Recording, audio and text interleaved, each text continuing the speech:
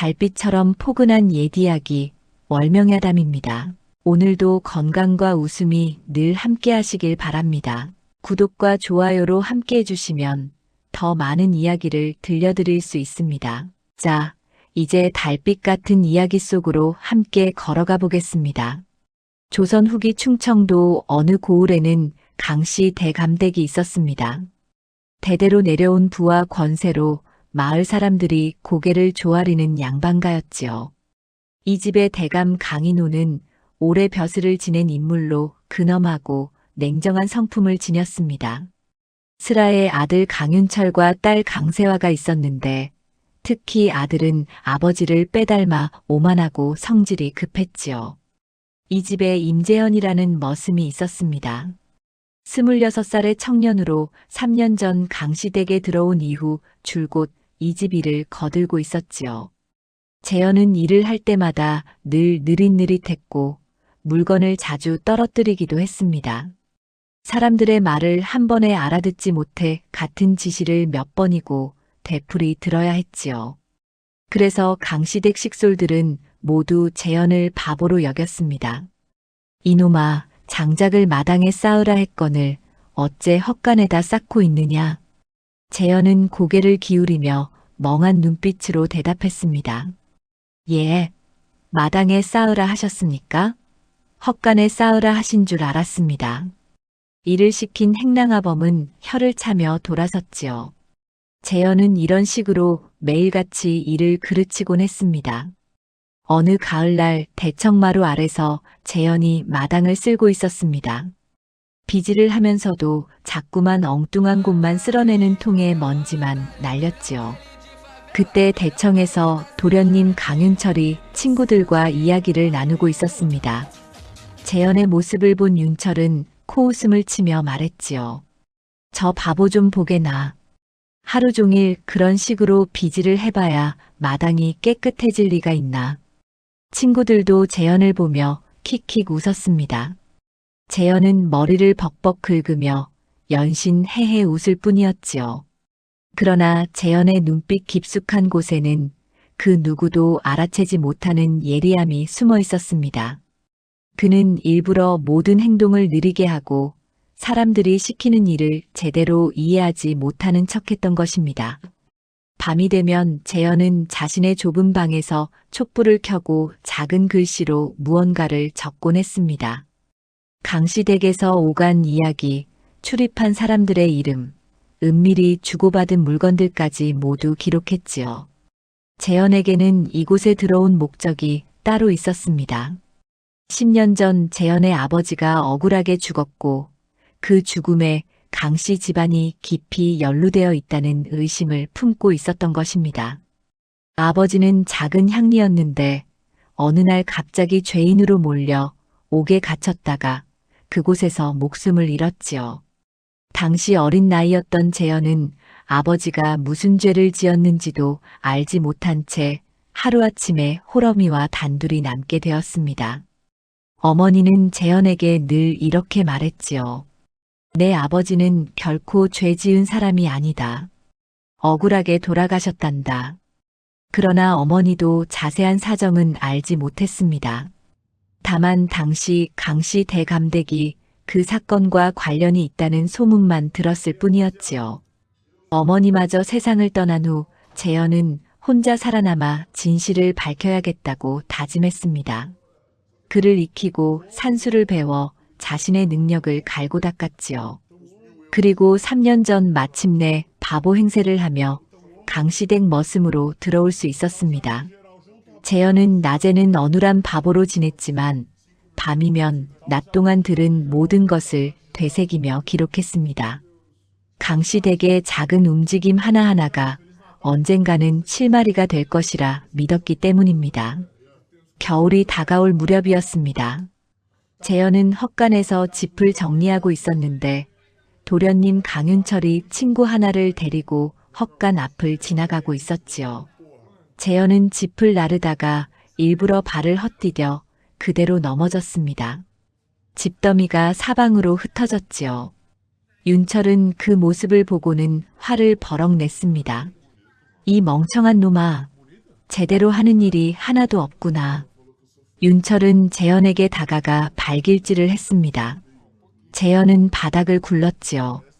친구는 말렸지만 윤철은 멈추지 않았습니다. 일도 제대로 못하면서 밥이나 축내고 있으니 어디 두고 볼 수가 있어야지. 재현은 얼굴을 감싸고 고개를 조아렸습니다. 죄송합니다, 도련님.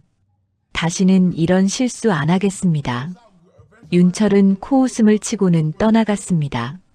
재현은 쓰라린 몸을 일으켜 다시 짚을 모았지요. 하지만 그의 얼굴에는 분노의 빛이 서렸습니다. 언젠가는 이 모든 모욕을 갚아주리라 다짐했지요. 그날 밤 재현은 방에 돌아와 옷을 벗었습니다. 등과 다리에는 시퍼런 멍이 들어 있었지요. 재현은 그 상처를 어루만지며 조용히 말했습니다. 조금만 더 참자. 조금만 더 견디면 진실이 보일 것이다. 한편 강시댁 안채에서는 송미정이라는 여인이 살고 있었습니다. 강인호 대감의 조카딸로 어린 나이에 부모를 잃고 이 집에 얹혀 살게 된 처지였지요. 아직 혼처도 정해지지 않아 날마다 눈치를 보며 살아야 했습니다. 미정은 조용하고 신중한 성품이었는데 남들이 보지 못하는 것을 잘 보는 재주가 있었습니다. 어느 날 미정은 우연히 재현이 마당에서 일하는 모습을 보게 되었습니다. 재현은 물동이를 나르다가 발을 헛디뎌 넘어졌지요. 사람들은 또 바보짓을 한다며 웃었지만 미정은 그 순간 재현의 눈빛을 보았습니다. 넘어지는 찰나 재현의 눈에는 지극히 또렷하고 차가운 빛이 스쳐 지나갔던 것입니다. 미정은 직감했지요. 저 사람은 절대 바보가 아니다. 그날 이후 미정은 재현을 유심히 관찰하기 시작했습니다. 그러나 아무에게도 이 사실을 말하지 않았지요. 입을 잘못 놀렸다가는 재현에게도 자신에게도 해가 될 것이 분명했기 때문입니다. 미정은 재현이 무슨 이유로 이곳에서 바보 행세를 하는지 궁금했지만 그저 지켜볼 뿐이었습니다. 강세화는 강인호 대감의 외동딸이었습니다. 부잣집 교수답게 교만하고 까다로운 성미를 지녔지요. 세화는 재현을 볼 때마다 비웃으며 말했습니다. 저런 바보가 어찌 사람 노릇을 하는지 모르겠네. 짐승만도 못한 것이. 재현은 세화의 말에도 늘 희죽희죽 웃기만 했습니다. 그러나 속으로는 세화의 모든 말과 행동을 기억해 두었지요. 어느 추운 겨울밤이었습니다. 재현은 마루 아래에서 장작불을 지피고 있었는데 사랑채에서 강인호 대감과 윤철이 나누는 이야기가 들려왔지요. 재현은 귀를 기울였습니다. 아버지, 요즘 고을 아전들이 자꾸 옛날 일을 들먹입니다. 귀찮은 일이옵니다. 신경 쓰지 마라. 그 일은 이미 오래전에 묻힌 것이니라. 증거도 없고 말도 없으니 누가 알겠느냐. 재현의 심장이 뛰기 시작했습니다. 그들이 나누는 이야기가 혹시 아버지와 관련된 것은 아닐까 하는 생각이 들었기 때문입니다. 그러나 더 이상 구체적인 말은 들리지 않았지요. 재현은 그날 밤 방에 돌아와 다시 기록을 남겼습니다. 강인호와 강윤철이 옛일을 감추려 하고 있다. 반드시 무언가가 있다. 그리고 재현은 더욱 조심스럽게 강시댁의 움직임을 살피기 시작했습니다. 얼마 후 재현은 마루를 닦다가 우연히 사랑채 장롱 아래 떨어진 종이 쪽지 하나를 발견했습니다. 글씨가 작고 흐릿해서 알아보기 어려웠지만 재현은 촛불을 켜고 자세히 들여다보았지요. 그곳에는 몇 개의 이름이 적혀 있었는데 그 중에 임이라는 글자가 보였습니다. 재현의 성이 임씨였지요. 재현은 가슴이 두근거렸습니다. 이것이 혹시 아버지와 관련된 것일까? 그러나 쪽지는 너무 낡고 희미해서 더 이상 알아볼 수가 없었습니다. 재현은 그 쪽지를 품에 감추고 다시 일을 계속했지요. 송미정은 재현이 그 쪽지를 주운 것을 우연히 보았습니다. 미정은 재현이 그것을 품에 넣는 모습을 보고 더욱 확신했지요. 저 사람은 분명 무언가를 찾고 있다. 미정은 재현에게 다가가지는 않았지만 그의 행동을 주의 깊게 지켜보기 시작했습니다. 강씨 댁에서 무슨 일이 벌어지고 있는지 미정 역시 느끼고 있었기 때문입니다. 밤마다 대감이 문서를 정리하고 태우는 모습을 본 적이 있었지요. 무언가 감추려는 일이 분명했습니다. 재현은 여전히 바보 행세를 하며 살았습니다. 매일 같은 일을 되풀이하고 같은 실수를 저지르며 사람들의 조롱을 받았지요. 그러나 밤이면 작은 방에서 촛불을 켜고 오늘 하루 동안 들은 모든 것을 정리했습니다. 언젠가는 아버지의 억울함을 풀어줄 날이 올 것이라 믿으며 견뎌냈지요. 겨울이 깊어지던 어느 날이었습니다. 재현은 부엌에서 물을 깃다가 강윤철과 강세화가 나누는 대화를 우연히 듣게 되었습니다. 오라버니, 요즘 아버지께서 밤마다 무언가를 태우시던데 무슨 일이신가요? 쓸데없는 것 태우시는 게야. 내가 알 바 아니니 신경 쓰지 마라. 하지만 뭔가 불안해 보이시던데요. 입 닥치고 내 일이나 하거라. 재현은 그 대화를 듣고 마음속으로 생각했습니다. 강인호가 무언가를 태우고 있다. 그것이 혹시 아버지와 관련된 증거는 아닐까? 그날 밤 재현은 잠을 이루지 못했습니다. 사랑채 쪽을 바라보며 대감이 무엇을 태우는지 보려고 했지만 멀리서는 알 수가 없었지요. 재현은 앞으로 더욱 조심스럽게 행동해야겠다고 다짐했습니다. 며칠 후 재현은 헛간에서 지게를 손질하고 있었습니다. 그때 헛간 밖에서 낯선 목소리가 들렸지요. 재현이가 여기 있다 하던데. 재현은 고개를 들었습니다. 헛간 문 앞에는 남루한 옷을 입은 중년의 사내가 서 있었습니다. 재현은 그를 알아보았지요. 조동이라는 이름의 떠돌이 선비였습니다. 과거에는 가명에서 문서 기록을 맡았던 하급 관리였다고 들었지요. 재현은 주위를 살피고는 조용히 그를 헛간 안으로 들였습니다. 어찌 이곳까지 오셨습니까? 조동이는 낮은 목소리로 말했습니다. 자네 아버지 일로 왔네. 나는 과거 그 사건을 조사했던 사람이라네. 재현의 가슴이 두근거렸습니다. 조동희는 계속 말을 이었지요. 당시 강씨 집안의 방해로 결론을 내리지 못했네. 하지만 나는 자네 아버지가 억울하게 돌아가셨다는 것을 알고 있었네. 그래서 자네를 찾아온 것이라네. 재현은 조동희의 손을 꽉 잡았습니다. 정말이십니까? 그렇다면 저를 도와주실 수 있으신가요? 그렇게 하고 싶네. 그때 밝히지 못한 진실을 이제라도 함께 밝혀보세. 재현은 눈물이 날 것 같았습니다. 오랜 시간 혼자 견뎌왔는데 이제 함께할 사람이 생긴 것입니다. 조동희는 재현에게 조용히 말했지요. 앞으로 내가 자네를 도울 것이네. 하지만 조심해야 하네. 강씨 집안은 힘이 세니까. 알겠습니다. 제가 무엇을 해야 할까요?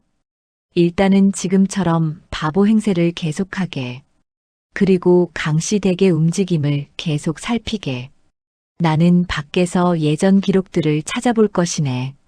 재현은 고개를 끄덕였습니다. 조동희는 재현의 어깨를 두드리고는 헛간을 빠져나갔지요. 재현은 그를 배웅하며 마음속으로 다짐했습니다. 이제 시작이다. 반드시 진실을 밝혀내고야 말겠다. 그날 밤 재현은 방에서 조용히 눈물을 흘렸습니다. 10년 동안 혼자 견뎌온 세월이 주마등처럼 스쳐 지나갔지요. 이제는 더 이상 혼자가 아니었습니다. 재현은 작은 글씨로 오늘의 일을 기록했습니다. 조동희 선비를 만났다. 이제 진실에 한 걸음 더 가까워졌다. 강씨 댁의 밤은 고요했습니다. 아무도 모르는 사이 재현의 복수는 조용히 시작되고 있었지요. 봄이 오자 강씨 댁에는 손님들의 발길이 잦아졌습니다. 강인호 대감이 고을의 유지들을 불러 잔치를 베풀었기 때문이지요. 마당에서는 머슴들과 종들이 분주하게 움직였고 재현도 그 중 하나였습니다. 이놈아, 술상을 사랑채로 들라 하였거늘 어찌 아직도 부엌에서 어정거리느냐. 강윤철이 마당으로 나와 재현을 보고는 버럭 소리를 질렀습니다. 재현은 황급히 고개를 숙이며 대답했지요. 예. 지금 바로 들겠습니다. 재현은 무거운 술상을 들고 비틀거리며 걸었습니다. 일부러 느릿느릿 걷는 것이었지요. 사랑채 앞까지 다가갔을 때 윤철이 재현의 뒤통수를 후려쳤습니다. 이 바보 같은 놈. 그렇게 느릿느릿 걸으면 날이 다 새겠구나. 재현은 비틀거리며 술상을 떨어뜨릴 뻔했습니다. 간신히 술상을 붙들고 다시 걸음을 옮겼지요. 윤철은 코웃음을 치며 친구들에게 말했습니다. 저놈이 우리 집에서 가장 멍청한 머슴이라네. 아침에 일을 시키면 저녁 때나 끝내니 참으로 답답하지. 친구들이 재현을 보며 킥킥 웃었습니다. 재현은 얼굴을 붉히며 술상을 내려놓고 물러났지요. 하지만 속으로는 전혀 다른 생각을 하고 있었습니다. 강윤철, 내가 나를 때리는 것도 이제 얼마 남지 않았다. 재현은 조용히 부엌으로 돌아왔습니다. 그리고 오늘 들은 이야기들을 마음속으로 되새겼지요. 사랑채에서 강인호 대감과 손님들이 나눈 이야기 중 몇 가지가 귀에 걸렸기 때문입니다. 며칠 후 강세화가 재현을 불렀습니다. 세화는 안채 마루에 앉아 바느질을 하고 있었지요. 이놈아, 마루 좀 닦거라. 예, 아씨. 재현은 걸레를 들고 마루를 닦기 시작했습니다. 세화는 재현을 힐끔힐끔 쳐다보며 코웃음을 쳤지요. 참으로 한심하구나. 저렇게 둔한 놈이 사람 노릇을 하고 있으니. 세화의 시녀가 옆에서 맞장구를 쳤습니다. 그러게 말입니다. 짐승만도 못한 것 같습니다. 재현은 아무 말 없이 마루를 닦았습니다. 하지만 귀는 세화와 시녀가 나누는 이야기를 놓치지 않았지요. 아씨, 혼처는 정하셨습니까? 아직이니라. 아버지께서 좋은 곳을 알아보고 계신다 하셨느니라. 재현은 마루를 닦는 척하면서 귀를 기울였습니다. 세화와 시녀는 혼인 이야기를 계속했지요. 재현은 그 대화를 모두 기억해 두었습니다. 그날 밤 재현은 방에 돌아와 기록을 남겼습니다. 강세화의 혼처를 정하는 중이라 하니 곧 혼례가 있을 것이다. 그때가 되면 집안이 분주할 터 그 틈을 노려야겠다. 어느 비 오는 날이었습니다. 재현은 헛간에서 농기구를 정리하고 있었는데 윤철이 친구 둘을 데리고 헛간으로 들어왔지요. 비를 피하기 위해서였습니다. 이놈아, 자리 좀 비켜라. 비를 피해야겠다. 재현은 얼른 구석으로 비켜섰습니다. 윤철과 친구들은 헛간 안에 자리를 잡고 앉았지요. 재현은 계속 농기구를 닦는 척하며 그들의 대화를 들었습니다. 윤철아, 요즘 대감께서 무슨 일로 바쁘시더냐? 글쎄, 밤마다 서차를 태우시던데 무슨 일인지는 모르겠네. 혹시 옛날 일과 관련된 것 아니겠나? 옛날 일이라니? 10년 전 그 향리 사건 말일세. 재현의 손이 멈췄습니다. 심장이 빠르게 뛰기 시작했지요. 윤철의 친구가 계속 말을 이었습니다. 그때 임시 성을 가진 향리가 죄를 짓고 옥에 갇혔다가 죽지 않았나. 그 일이 다시 불거지는 것 아닌가 싶어서 말일세. 그 일은 이미 끝난 것 아니던가. 그렇긴 하지. 하지만 요즘 가명에서 옛 기록을 뒤지고 있다는 소문이 있더군. 재현은 숨을 죽였습니다. 그들이 나누는 이야기 하나하나가 아버지와 관련된 것이었기 때문입니다. 윤철이 대수롭지 않게 말했지요. 아버지께서 알아서 하실 일이니 우리가 걱정할 것 없네. 그 일은 아버지께서 깨끗이 처리하셨으니 말일세. 재현은 농기구를 쥔 손에 힘이 들어갔습니다. 윤철의 말은 강인호가 아버지의 일에 깊이 관여했다는 것을 인정하는 것이나 다름없었지요. 비가 그치자 윤철과 친구들은 헛간을 나갔습니다. 재현은 그들이 완전히 사라진 후에야 긴 한숨을 내쉬었지요. 그리고 마음속으로 다짐했습니다. 강인호, 내가 아버지를 죽인 것이 분명하구나. 반드시 그 증거를 찾아내겠다. 며칠 후 재현은 장작을 나르다가 윤철과 마주쳤습니다. 윤철은 술에 취한 상태였지요. 재현을 보자마자 트집을 잡았습니다. 이놈아, 어제 내가 시킨 일은 다 했느냐? 예, 도련님. 다 마쳤습니다. 거짓말 마라. 뒷마당에 가보니 아직 덜 되어 있던데? 사실 재현은 모든 일을 마쳤었습니다. 하지만 윤철은 트집을 잡고 싶었던 것이지요. 윤철은 재현에게 다가와 멱살을 잡았습니다. 이 거짓말쟁이 놈. 일도 제대로 안 하고 거짓말까지 하느냐? 그리고는 재현의 뺨을 후려쳤습니다. 재현은 바닥에 쓰러졌지요. 윤철은 거기서 멈추지 않고 발길질까지 했습니다. 내 같은 놈은 때려야 정신을 차린다. 재현은 몸을 웅크리고 맞았습니다. 윤철은 한참을 때리고 나서야 비틀거리며 사랑채로 돌아갔지요. 재현은 일어나 몸에 흙을 털었습니다. 입가에서 피가 흘렀지만 닿지 않았습니다. 그리고 윤철이 사라진 방향을 차갑게 바라보았지요. 강윤철, 오늘 내가 나를 때린 것도 모두 기억하겠다. 그날 밤 재현은 방에서 옷을 벗었습니다. 몸 곳곳에 새로운 멍이 들어 있었지요. 재현은 그 상처들을 거울로 보며 조용히 말했습니다. 조금만 더 참자. 얼마 남지 않았다. 한편 송미정은 창문 틈으로 재현이 맞는 것을 보았습니다. 미정은 안타까운 마음이 들었지만 아무것도 할 수 없었지요. 다만 재현이 평범한 바보가 아니라는 확신만 더욱 강해졌습니다. 저 사람의 눈빛을 보았다. 맞으면서도 전혀 굴하지 않는 눈빛이었다. 저 사람은 무언가를 기다리고 있는 것이 분명하다. 미정은 재현에게 다가가지는 않았습니다. 하지만 조용히 지켜보기로 했지요. 언젠가 재현이 움직일 때가 오면 그때 자신도 무언가 할 수 있을지도 모른다고 생각했습니다. 강세화는 재현이 오라버니에게 맞는 것을 보고도 비웃기만 했습니다. 저런 바보는 맞아야 정신을 차리는 법이지. 세화는 재현을 사람으로도 여기지 않았습니다. 그저 집안의 물건 중 하나쯤으로 생각했지요. 그날 이후로도 윤철은 수시로 재현을 괴롭혔습니다. 일부러 어려운 일을 시키고는 제대로 하지 못했다며 때렸지요. 재현은 그때마다 고개를 숙이고 맞았습니다.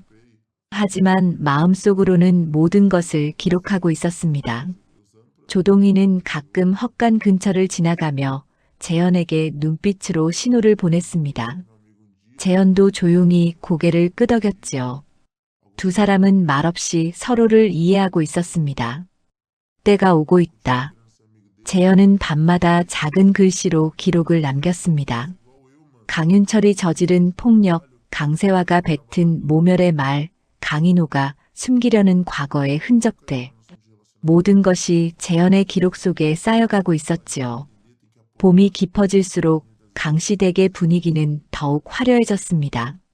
하지만 그 화려함 뒤에는 썩은 비밀이 숨어 있었고 재현은 그것을 하나씩 드러낼 준비를 하고 있었습니다. 여름이 시작될 무렵이었습니다. 강시댁에는 밤마다 이상한 기운이 감돌았지요. 재현은 자신의 방에서 사랑채 쪽을 바라보고 있었습니다. 강인호 대감의 방에서는 밤늦도록 촛불이 꺼지지 않았지요. 재현은 조용히 방을 나와 사랑채 근처로 다가갔습니다. 바보처럼 보이기 위해 평소에는 밤에 돌아다니지 않았지만 오늘만큼은 달랐습니다. 사랑채 뒤편 어두운 곳에 몸을 숨기고 창문 틈으로 안을 들여다보았지요. 강인호는 책상 앞에 앉아 오래된 장부를 펼쳐놓고 있었습니다. 그리고 하나하나 살피더니 일부 장부를 골라내어 화로에 집어넣기 시작했지요. 종이가 타들어가는 냄새가 밤 공기에 퍼졌습니다. 재현은 숨을 죽이고 그 모습을 지켜보았습니다. 강인호의 얼굴에는 불안한 빛이 역력했지요. 손이 떨리는 것도 보였습니다.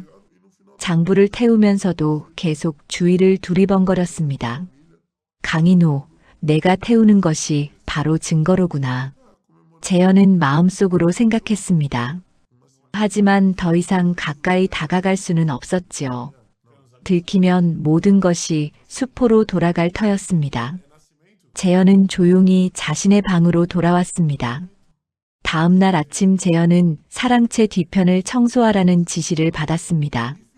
일부러 느릿느릿 비지를 하며 어젯밤 강인호가 서 있던 곳 근처를 샅샅이 살폈지요. 그리고 화로 옆 틈새에서 작은 종이 조각 하나를 발견했습니다. 종이는 반쯤 타고 남은 것이었습니다. 재현은 재빨리 그것을 주워 소매 안에 감췄지요. 그리고 다시 바보처럼 느릿하게 비지를 계속했습니다. 그날 밤 재현은 촛불을 켜고 그 종이 조각을 자세히 살폈습니다. 글씨가 많이 탔지만 몇 글자는 알아볼 수 있었지요. 님, 향리, 장부. 재현의 손이 떨렸습니다. 비록 온전한 문장은 아니었지만 아버지와 관련된 흔적이 분명했습니다. 재현은 그 종이 조각을 조심스럽게 접어 품에 넣었지요. 며칠 후 재현은 또 다른 기회를 얻었습니다. 강인호가 고을 수령을 만나러 나간 사이 사랑채를 청소하라는 명을 받은 것입니다. 재현은 걸레와 빗자루를 들고 사랑채로 갔지요. 방 안을 둘러보니 책상 위에 서찰 몇 통이 놓여 있었습니다. 재현은 주위를 살핀 후 재빨리 서찰 하나를 펼쳤습니다. 하지만 그 순간 밖에서 발소리가 들렸지요. 재현은 황급히 서찰을 내려놓고 바닥을 닦는 척했습니다. 문이 열리며 강윤철이 들어왔습니다. 이놈아, 뭐 하느냐? 예, 도련님. 청소를 하고 있습니다. 윤철은 재현을 의심스럽게 쳐다보았습니다. 하지만 재현이 바보처럼 멍한 표정으로 서 있자 코웃음을 치며 나갔지요. 재현은 가슴을 쓸어내렸습니다. 아슬아슬한 순간이었습니다. 한편 송미정은 밤마다 안채에서 강인호의 행동을 지켜보고 있었습니다. 미정의 방은 사랑채가 보이는 곳에 있었기 때문에 창문 너머로 강인호가 무언가를 태우는 모습이 보였지요. 대감께서 무언가를 감추고 계신다. 예전부터 느껴왔지만 이제는 확실하다. 미정은 혼잣말로 중얼거렸습니다. 그리고 문득 재현의 얼굴이 떠올랐지요. 재현도 무언가를 알고 있는 것 같았습니다. 어느 날 미정은 우물가에서 재현과 마주쳤습니다. 재현은 물을 깃고 있었지요. 미정은 잠시 망설이다가 재현에게 다가갔습니다. 물 좀 뜨게. 예, 아씨. 재현은 바가지에 물을 떠서 미정에게 건넸습니다. 미정은 물을 마시는 척하며 재현을 물끄러미 바라보았지요. 재현은 여전히 멍한 표정을 짓고 있었습니다. 하지만 미정은 느낄 수 있었습니다. 그 눈 속에 숨겨진 예리함을. 그대, 이 집에 온 지 얼마나 되었느냐? 3년 되었습니다, 아씨. 그동안 고생이 많았겠구나. 재현은 아무 대답 없이 고개만 끄덕였습니다. 미정은 더 이상 묻지 않았지요. 하지만 재현에게 조용히 말했습니다. 조심하거라. 이 집은 겉으로 보이는 것과 다르니. 재현은 미정을 빤히 쳐다보았습니다. 순간 두 사람의 눈빛이 마주쳤지요. 미정은 재현의 눈에서 이해하는 빛을 보았습니다. 재현은 고개를 숙이며 말했습니다. 명심하겠습니다, 아씨. 그리고 물동이를 들고 부엌으로 돌아갔습니다. 미정은 재현의 뒷모습을 한참 바라보았지요. 저 사람은 분명 무언가를 찾고 있다. 그리고 나도 이 집의 비밀을 알고 싶다. 며칠 후 재현은 조동희를 다시 만났습니다. 헛간 뒤편에 서였지요. 조동희는 재현에게 조용히 물었습니다. 무엇을 찾았는가? 장부 조각을 하나 찾았습니다. 아버지 이름이 희미하게 보이더이다. 재현은 품에서 탄 종이 조각을 꺼내 보였습니다. 조동희는 그것을 자세히 살펴보더니 고개를 끄덕였지요. 이것만으로는 부족하네. 더 확실한 증거가 필요하네. 알고 있습니다. 강인호가 밤마다 장부를 태우고 있으니 서둘러야 할 것 같습니다. 내가 예전 기록을 더 찾아보겠네. 자네도 계속 조심하며 살피게. 조동희는 재현의 어깨를 두드리고 떠났습니다. 재현은 다시 헛간으로 돌아가 일을 계속했지요. 그날 밤 재현은 또다시 사랑채 근처를 살폈습니다. 강인호는 역시나 무언가를 태우고 있었습니다. 재현은 조금 더 가까이 다가가 보려 했지만 갑자기 뒤에서 인기척이 들렸지요. 재현은 황급히 몸을 숨겼습니다. 어둠 속에서 누군가가 사랑채 쪽으로 걸어가고 있었습니다. 자세히 보니 송미정이었지요. 미정은 재현이 숨은 곳에서 조금 떨어진 나무 뒤에 몸을 숨겼습니다. 그리고 사랑채 쪽을 물끄러미 바라보고 있었지요. 재현은 놀랐습니다. 미정도 강인호를 지켜보고 있었던 것입니다. 두 사람은 서로의 존재를 모른 채 어둠 속에서 강인호를 지켜보았습니다. 강인호는 마지막 장부를 태우고 나서야 촛불을 끄고 잠자리에 들었지요. 미정이 먼저 자리를 떴습니다. 재현도 조용히 자신의 방으로 돌아갔습니다. 그리고 오늘 본 것을 기록했지요. 강인호가 계속해서 장부를 태우고 있다. 시간이 얼마 없다. 서둘러야 한다. 그리고 송미정이라는 여인도 무언가를 의심하고 있는 것 같다. 재현은 촛불을 끄고 누웠습니다. 어둠 속에서 아버지의 얼굴이 떠올랐지요. 아버지, 조금만 기다려 주십시오. 곧 진실을 밝혀내겠습니다. 강씨 댁의 밤은 깊어갔습니다.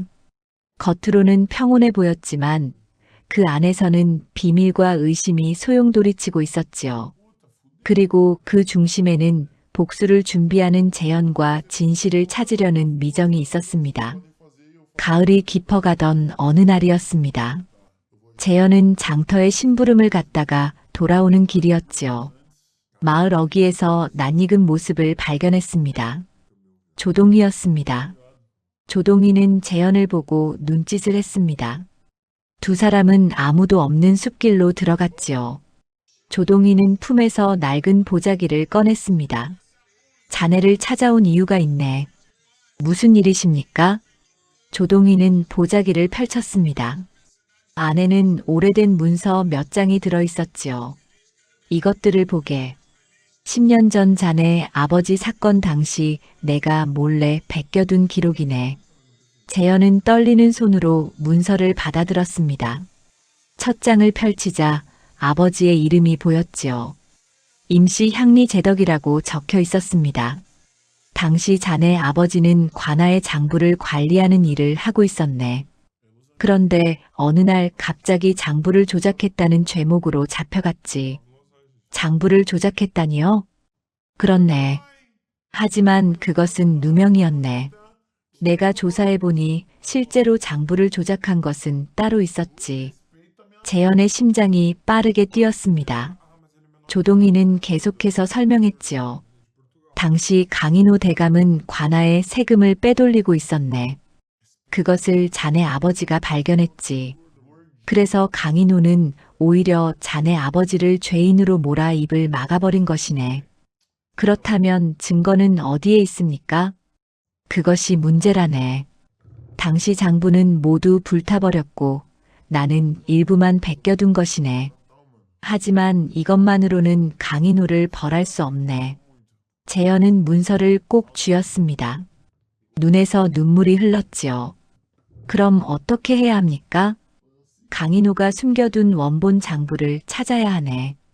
그것만 있으면 모든 것을 밝힐 수 있네. 조동희는 재현의 어깨를 붙잡았습니다. 자네 아버지는 정말로 결백했네. 나는 그것을 확신하네.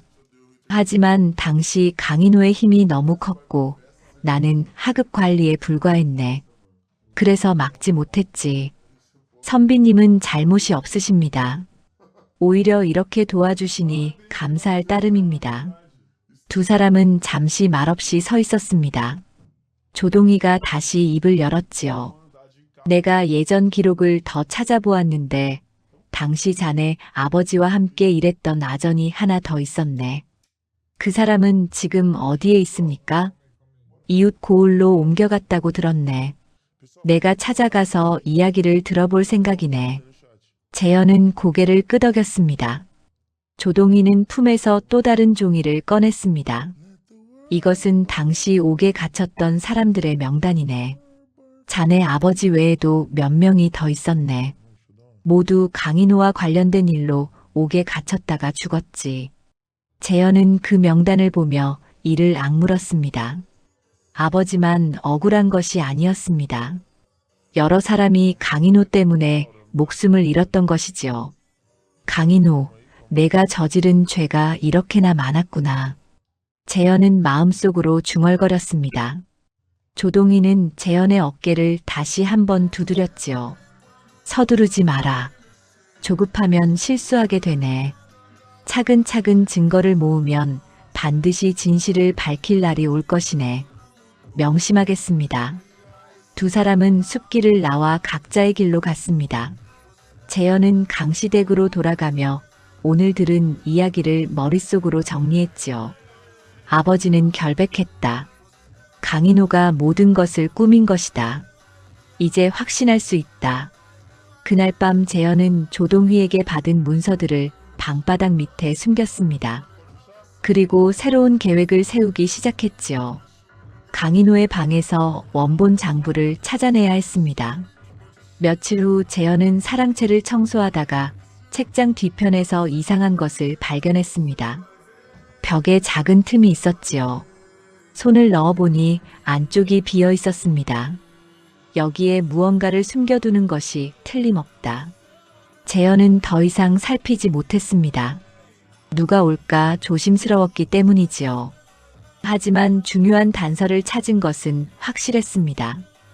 그날 저녁 재현은 부엌에서 일을 거들고 있었습니다. 그때 송미정이 물을 뜨러왔지요. 미정은 재현 옆을 지나가며 작은 목소리로 말했습니다. 밤에 사랑채 뒤편에서 만나자. 재현은 놀라 미정을 쳐다보았습니다. 하지만 미정은 아무 일 없다는 듯 물을 떠서 나갔지요. 밤이 되자 재현은 약속 장소로 갔습니다. 미정이 이미 와 있었습니다. 두 사람은 어둠 속에서 마주 섰지요. 너가 무엇을 찾고 있는지 알고 있다.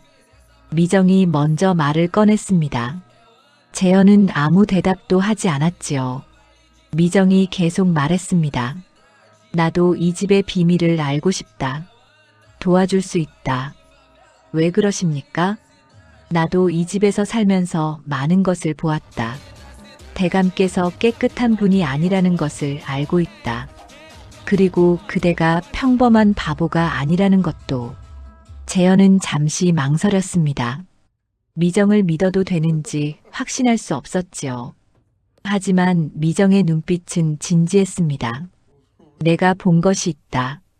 대감께서 밤마다 무언가를 태우시는 것을 말이다. 그리고 사랑채에 비밀 공간이 있다는 것도 안다. 아씨께서 어찌 그것을? 나도 오래 살다 보니 알게 되었다.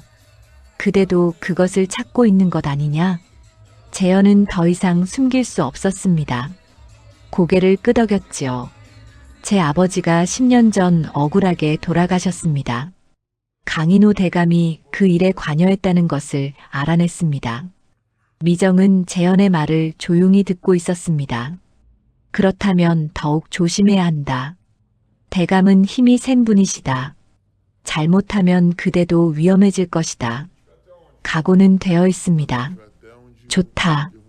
그렇다면 내가 도와주겠다. 나는 안채를 드나들 수 있으니 더 많은 정보를 얻을 수 있을 것이다. 두 사람은 잠시 말없이 서 있었습니다. 달빛이 두 사람을 비추고 있었지요. 하지만 아무에게도 말하지 마라. 특히 아씨나 도련님께는 절대로. 물론입니다. 미정은 고개를 끄덕이고 안채로 돌아갔습니다. 재현은 미정의 뒷모습을 바라보며 생각했지요. 송미정, 그대가 진심으로 도와주길 바란다. 재현은 자신의 방으로 돌아와 오늘 있었던 일을 기록했습니다. 조동희 선비가 귀한 문서들을 가져왔다. 아버지의 결백이 증명되었다. 이제 원본 장부만 찾으면 된다. 그리고 송미정이라는 여인이 함께하기로 했다. 조심해야겠지만 도움이 될 것 같다. 재현은 촛불을 끄고 누웠습니다. 이제 혼자가 아니었습니다. 조동희와 미정이 함께하고 있었지요. 복수는 조금씩 구체화되고 있었습니다. 겨울이 코앞까지 다가온 어느 날이었습니다. 조동희가 다시 강시댁 근처에 나타났지요. 재현은 나무를 하러 가는 척하며 숲속에서 조동희를 만났습니다. 조동희는 흥분한 얼굴로 재현을 맞았습니다. 자네, 큰일이네. 결정적인 증거를 찾았네. 정말입니까? 조동희는 품에서 낡은 장부 하나를 꺼냈습니다. 표지가 헤어지고 곳곳이 찢어진 장부였지요. 이것을 보게. 이웃 고을에서 자네 아버지와 함께 일했던 아전을 찾아갔네. 그 사람이 위험을 무릅쓰고 이것을 숨겨두었다더군. 재현은 떨리는 손으로 장부를 받아들었습니다. 펼쳐보니 강인호의 이름과 함께 빼돌린 세금 내역이 빼곡히 적혀 있었지요. 이것이 바로 당시 강인호가 조작한 장부의 원본이네. 자네 아버지가 이것을 발견했고 강인호는 이것을 숨기기 위해 자네 아버지를 죄인으로 만든 것이네. 재현은 장부를 꼭 껴안았습니다. 눈물이 흘러내렸지요. 아버지, 드디어 아버지의 결백을 증명할 수 있습니다. 조동희는 재현의 어깨를 다독였습니다. 하지만 이것만으로는 부족하네. 강인호가 숨겨둔 장부도 함께 찾아야 하네. 두 장부를 대조해야 완벽한 증거가 되는 것이네. 알겠습니다. 제가 반드시 찾아내겠습니다. 조동희는 품에서 또 다른 문서를 꺼냈습니다. 그리고 이것은 당시 옥에 갇혔던 자네 아버지의 진술서네. 아전이 몰래 베껴두었던 것이라네.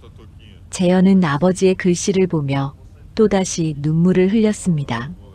진술서에는 아버지가 억울함을 호소하는 내용이 담겨 있었지요. 이 모든 것을 관찰사께 올려야 하네. 그러면 강인호를 벌할 수 있을 것이네. 두 사람은 증거들을 안전한 곳에 숨기기로 했습니다. 재현은 장부와 문서들을 기름종이에 싸서 방바닥 밑 깊은 곳에 감춰두었지요. 며칠 후 송미정이 재현을 찾아왔습니다. 빨래터에서였지요. 미정은 주위를 살피고는 재현에게 조용히 말했습니다. 어젯밤 대감의 방에 들어갈 일이 있었다. 그때 무언가를 보았다. 무엇을 보셨습니까? 책장 뒤편에 작은 문이 있었다. 대감께서 급히 나가시는 바람에 제대로 닫지 못하셨던 것 같다. 재현의 눈빛이 반짝였습니다. 미정이 본 것이 바로 재현이 찾던 비밀 공간이었던 것이지요. 그 안에 무엇이 있었습니까? 자세히 보지는 못했다. 하지만 오래된 장부들이 쌓여 있는 것 같았다. 재현은 고개를 끄덕였습니다. 이제 확실해졌습니다. 강인호가 숨긴 증거가 바로 그곳에 있었던 것이지요. 어떻게 하면 그것을 꺼낼 수 있겠습니까? 미정은 잠시 생각하더니 말했습니다. 보름 후에 아씨의 혼례가 있다. 그날은 집안이 온통 분주할 것이다. 그때를 노려야 할 것 같다. 고맙습니다, 아씨. 조심하거라. 들키면 목숨이 위태로울 것이다. 미정은 빨랫감을 들고 자리를 떠났습니다. 재현은 미정의 말을 곱씹으며 계획을 세우기 시작했지요. 그날 밤 재현은 조동희를 다시 만났습니다. 조동희에게 미정이 알려준 정보를 전했지요. 좋은 기회로군. 혼례날을 이용하는 것이 최선이네. 하지만 위험합니다. 들키면 모든 것이 수포로 돌아갑니다. 그렇기에 더욱 신중해야 하네. 내가 그날 고을 관아에 먼저 알려두겠네. 자네가 증거를 확보하는 즉시 관속들이 달려올 수 있도록 말일세. 재현은 조동희의 계획에 동의했습니다. 두 사람은 세세한 부분까지 논의했지요. 며칠 후 강세화의 혼례 준비가 시작되었습니다. 강씨 댁은 온통 들썩였지요. 혼수를 준비하고 손님을 맞을 채비를 하느라 모두가 바빴습니다. 재현도 여느 때보다 더 많은 일을 해야 했습니다. 하지만 재현은 오히려 기뻤지요. 분주한 틈을 타서 사랑채를 자유롭게 드나들 수 있었기 때문입니다. 혼례 사흘 전 재현은 사랑채 청소를 맡게 되었습니다. 강인호가 혼례 준비를 감독하러 나간 사이였지요. 재현은 기회를 놓치지 않았습니다.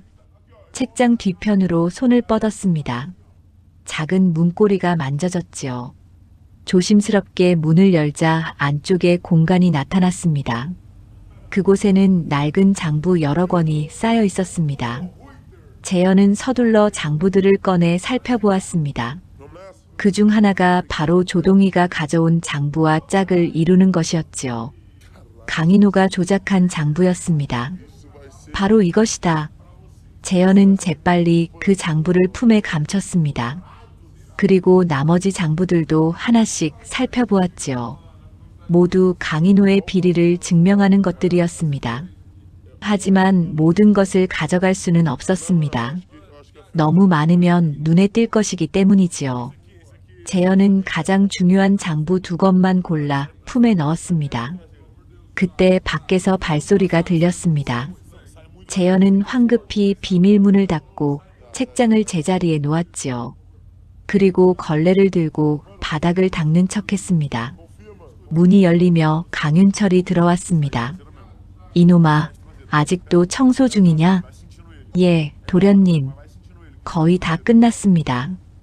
윤철은 방 안을 둘러보더니 고개를 끄덕였습니다. 빨리 마치고 나가거라. 예. 재현은 마지막으로 바닥을 닦고 밖으로 나왔습니다. 가슴이 미친 듯이 뛰었지요. 품속의 장부가 너무나 뜨겁게 느껴졌습니다.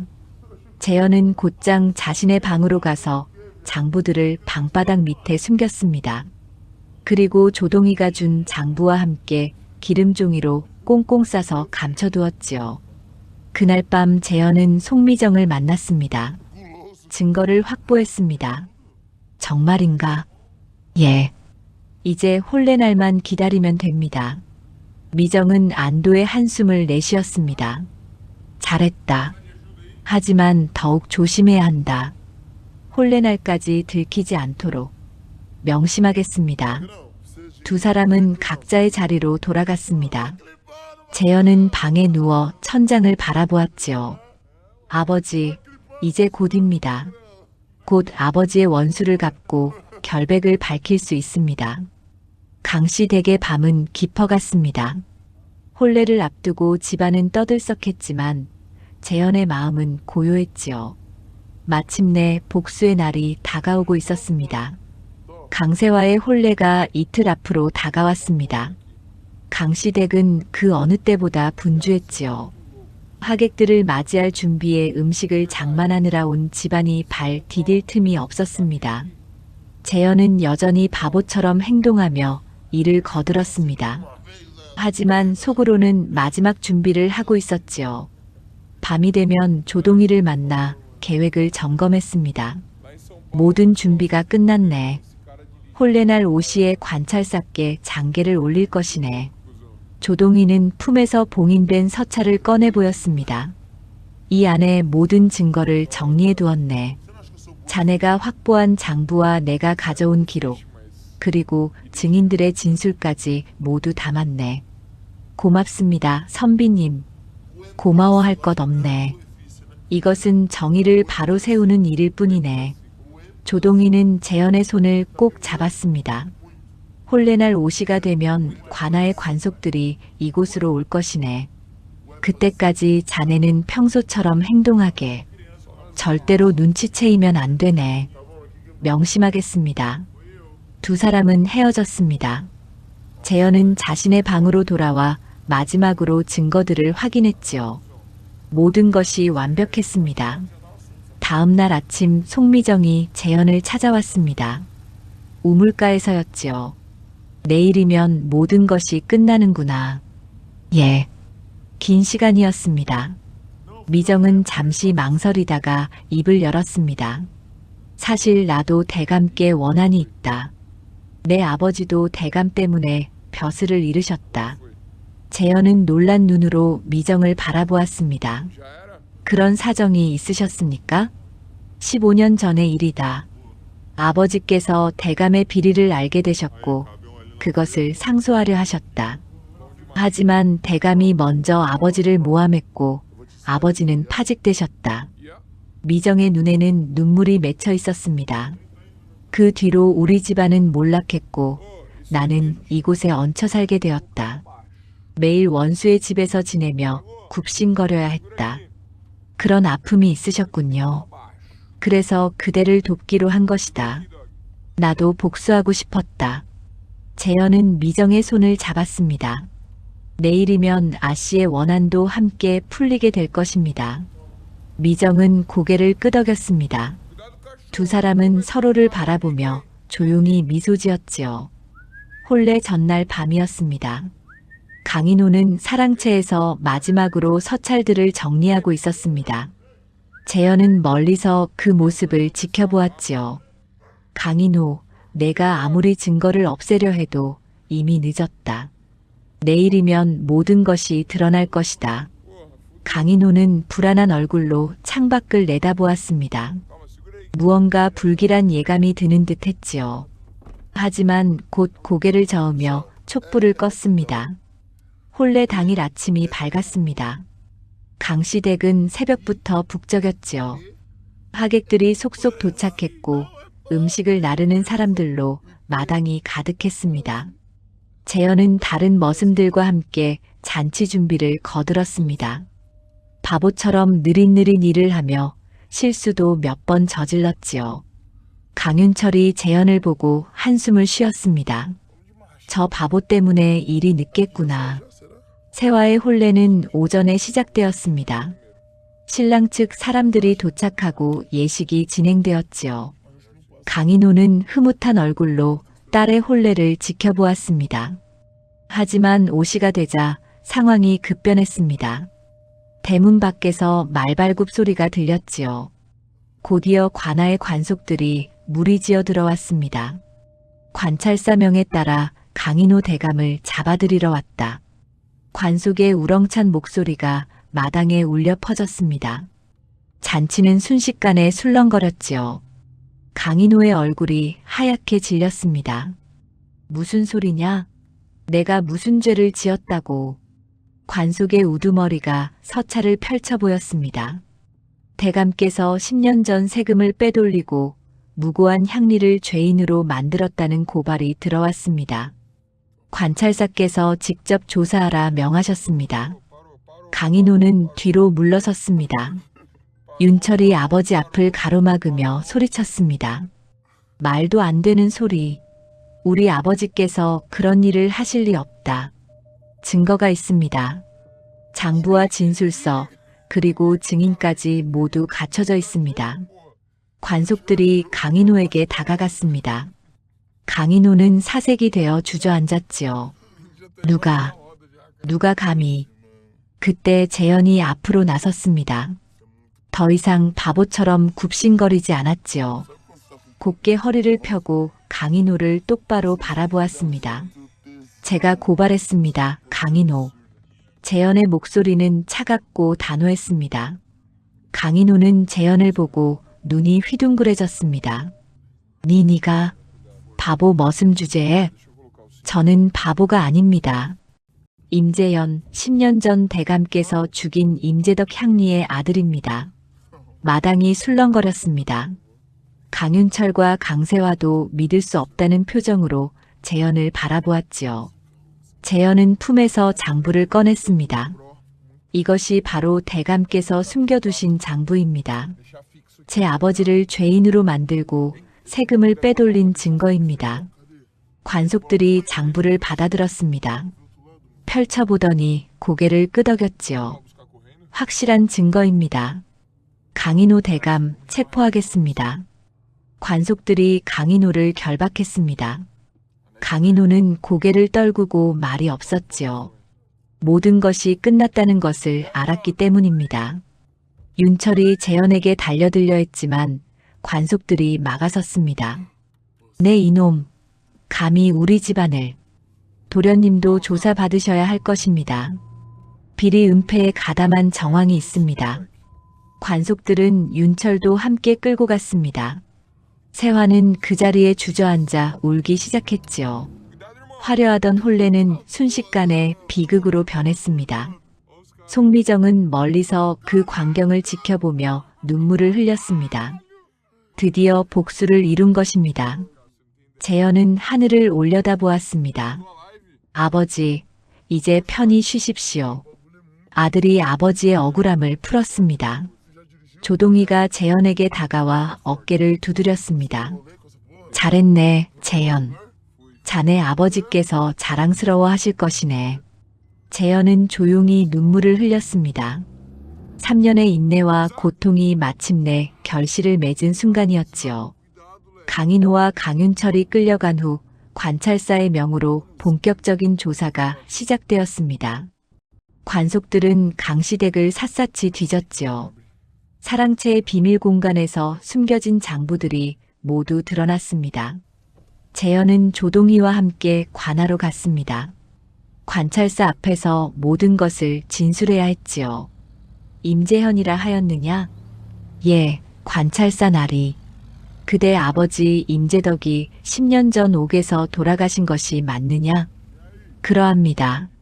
관찰사는 재현이 가져온 장부들과 조동희가 보관해 온 기록들을 꼼꼼히 살펴보았습니다.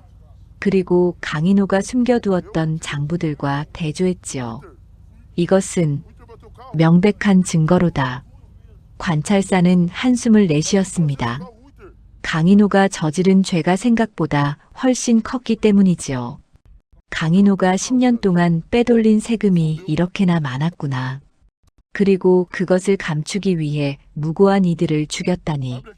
관찰사는 조동희를 불렀습니다. 그대가 바로 당시 이 사건을 조사했다는 조동휘인가? 그러합니다, 나리. 왜 그때 이 사실을 밝히지 못하였느냐? 당시 강인호의 권세가 막강했고 소위는 하급 관리에 불과했습니다. 증거도 부족했고 힘도 없었습니다. 관찰사는 고개를 끄덕였습니다. 그래도 이렇게 증거를 보관해 둔 것은 잘한 일이로다. 덕분에 진실을 밝힐 수 있게 되었구나. 며칠 후 강인호와 강윤철에 대한 신문이 시작되었습니다. 재현도 증인으로 참석했지요. 강인호는 초라한 죄수복을 입고 관찰사 앞에 꿇어 앉았습니다. 예전의 위엄은 온데간데 없었지요. 강인호, 그대의 죄를 낱낱이 고하라. 강인호는 한참을 말이 없었습니다. 그러다 고개를 떨구며 입을 열었지요. 모두 제가 한 짓입니다. 어찌 그런 짓을 저질렀느냐? 욕심 때문이었습니다. 더 많은 재산을 모으고 싶었고 권세를 유지하고 싶었습니다. 강인호는 떨리는 목소리로 계속 말했습니다. 10년 전 임재덕이 장부의 이상함을 눈치챘습니다. 제가 세금을 빼돌린 것을 알게 되었지요. 그래서 그를 죄인으로 만들어 입을 막았습니다. 재현은 주먹을 꽉 쥐었습니다. 분노가 치밀어 올랐지만 참았지요. 임재덕 외에 또 누가 있었느냐? 서너 명 더 있었습니다. 모두 제 비리를 알게 된 이들이었습니다. 관찰사는 장부를 펼쳤습니다. 10년 동안 빼돌린 세금이 1000냥이 넘는구나. 그 돈은 어디에 썼느냐? 땅을 사들이고 재산을 불렸습니다. 그리고 윗사람들에게 뇌물로 바치기도 했습니다. 관찰사의 얼굴이 굳었습니다. 강인호의 죄는 생각보다 훨씬 무거웠지요.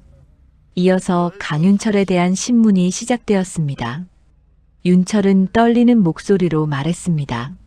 소희는 아버지께서 무언가를 숨기고 계신다는 것만 알았을 뿐입니다. 알면서도 막지 않았다는 것이냐? 그것이 잘못인 줄 알면서도 윤철은 말을 잇지 못했습니다. 관찰사는 한숨을 쉬었지요. 그대도 공범이나 다름없구나. 비리를 알고도 은폐한 죄를 물어야겠다. 다음으로 강세화가 불려왔습니다. 세화는 겁에 질린 얼굴로 관찰사 앞에 섰지요. 강세화, 그대는 아버지의 일을 알고 있었느냐? 아, 아닙니다. 소녀는 아무것도 몰랐습니다. 관찰사는 세화를 지켜보았습니다. 그리고 재현을 돌아보며 물었습니다. 임재현, 그대가 보기에는 어떠하냐? 재현은 잠시 세화를 바라보았습니다. 세화는 자신을 그토록 멸시하고 조롱했던 여인이었지요. 하지만 재현은 고개를 저었습니다. 저도 아씨께서 아무것도 모르셨던 것으로 압니다. 다만 오라버니께서는 알고 계셨습니다. 관찰사는 고개를 끄덕였습니다. 그렇다면 강세화는 죄가 없으니 풀어주어라. 세화는 힘없이 물러났습니다. 재현을 향해 복잡한 눈빛을 보냈지요. 송미정도 증인으로 불려왔습니다. 미정은 당당하게 앞으로 나섰습니다. 송미정이라 하였느냐? 그대가 임재현을 도왔다고 들었는데. 그러합니다, 나으리. 어찌하여 그를 도왔느냐? 15년 전 저의 아버지도 강인호에게 모함을 당했습니다. 그 원한을 갚고 싶었습니다. 미정은 자신의 사연을 모두 말했습니다. 관찰사는 안타까운 표정을 지었지요. 그대 아버지의 억울함도 함께 풀어주도록 하겠노라. 감사합니다, 나으리. 모든 신문이 끝나고 판결이 내려졌습니다. 관찰사는 엄숙하게 선고했지요. 강인호는 세금을 빼돌리고 무고한 이들을 죽인 죄로 유배형에 처한다. 모든 재산은 관에 몰수하고 벼슬은 박탈한다. 강인호는 고개를 떨구었습니다. 강윤철은 비리 은폐에 가담한 죄로 변방으로 유배 보낸다. 윤철도 아무 말 없이 형을 받아들였습니다. 임재덕의 억울함은 공식적으로 풀어준다. 그의 명예를 회복하고 기록에 남긴다. 재현은 눈물을 흘렸습니다. 드디어 아버지의 결백이 세상에 알려진 것입니다. 송미정의 아버지 송인걸도 같은 처우를 받는다. 그의 억울함을 풀어주고 명예를 회복시킨다. 미정도 눈물을 흘리며 절을 올렸습니다. 관아를 나온 재현은 하늘을 올려다보았습니다. 맑게 갠 하늘이 보였지요. 아버지, 이제 편히 쉬십시오. 아들이 아버지의 이름을 되찾았습니다. 조동희가 재현의 옆에 섰습니다. 잘 견뎌냈네, 재현. 자네는 참으로 대단한 사람이네. 선비님 덕분입니다. 선비님이 아니었다면 불가능했을 일입니다. 송미정도 다가왔습니다. 세 사람은 서로를 바라보며 조용히 미소 지었지요. 이제 새로운 삶을 시작할 수 있겠군요. 미정의 말에 재현이 고개를 끄덕였습니다. 그러합니다. 이제는 복수가 아닌 제 앞길을 걸어가야지요. 강씨댁은 몰락했습니다. 재산은 모두 관에 몰수되었고 집은 텅 비었지요. 강세화는 친척집으로 몸을 의탁했습니다. 화려했던 가문은 하루아침에 무너진 것입니다. 재현은 강씨댁을 마지막으로 바라보았습니다. 3년 동안 고통받았던 곳이지만 이제는 아무 감정도 들지 않았지요. 다만 홀가분할 뿐이었습니다. 한 달이 흘렀습니다. 강인호는 먼 섬으로 유배를 떠났고 강윤철은 북쪽 변방으로 보내졌지요. 강씨 댁의 재산은 모두 관에 몰수되어 백성들을 위해 쓰이게 되었습니다. 재현은 아버지의 묘소를 찾아갔습니다. 10년 만에 제대로 된 제사를 지낼 수 있게 된 것이지요. 조동희와 송미정도 함께했습니다. 재현은 묘 앞에 술을 따르고 절을 올렸습니다. 아버지, 이제야 아버지의 억울함을 풀어드렸습니다. 늦어서 죄송합니다. 눈물이 뺨을 타고 흘러내렸습니다. 조동희가 재현의 어깨를 다독였지요. 자네 아버지께서 하늘에서 기뻐하실 것이네. 제사를 마치고 세 사람은 묘소를 내려왔습니다. 재현은 한결 가벼워진 마음으로 걸었지요. 이제 무엇을 할 생각인가? 조동희가 물었습니다. 재현은 잠시 생각하더니 대답했습니다. 글을 더 배우고 싶습니다. 그리고 언젠가는 과거에 응시하고 싶습니다. 좋은 생각이네. 자네라면 충분히 할 수 있을 것이네. 송미정도 미소를 지었습니다. 나도 이제 새로운 삶을 시작하려 한다. 친척 어른께서 혼처를 알아봐 주신다 하셨다. 축하드립니다, 아씨. 세 사람은 마을로 돌아왔습니다. 마을 사람들은 재현을 보며 반겼지요. 강인호의 악행이 밝혀지면서 재현은 마을의 영웅이 되어 있었습니다. 재현이가 대단한 일을 해냈구먼. 그 오랜 시간을 참고 견뎠다니 기특한 일이지. 재현은 사람들의 칭찬에 겸손하게 고개를 숙였습니다. 며칠 후 관찰사가 재현을 불렀습니다. 재현이 관하로 가니 관찰사가 반갑게 맞아주었지요. 임재현, 그대에게 상을 내리고자 한다. 상이라니요? 그대의 용기와 인내 덕분에 큰 비리가 밝혀졌다. 이것은 나라를 위한 일이니 마땅히 포상해야 하느니라. 관찰사는 재현에게 은자 100냥과 함께 추천서를 건넸습니다. 이 추천서를 가지고 한양으로 가거라. 그대의 재능을 펼칠 기회를 주고 싶구나. 재현은 깊이 절을 올렸습니다. 과분한 은혜입니다, 나으리. 과분하지 않다. 그대는 그럴 자격이 있느니라. 재현은 관할을 나와 조동희를 찾아갔습니다. 조동희는 기뻐하며 말했지요. 잘 되었구나. 이제 자네는 새로운 길을 갈 수 있게 되었네. 선비님께서는 어찌하실 생각이십니까? 나는 이곳에 머물 생각이네. 이 고을에도 바로 잡아야 할 일들이 많으니 말일세. 두 사람은 술 한 잔을 나누었습니다.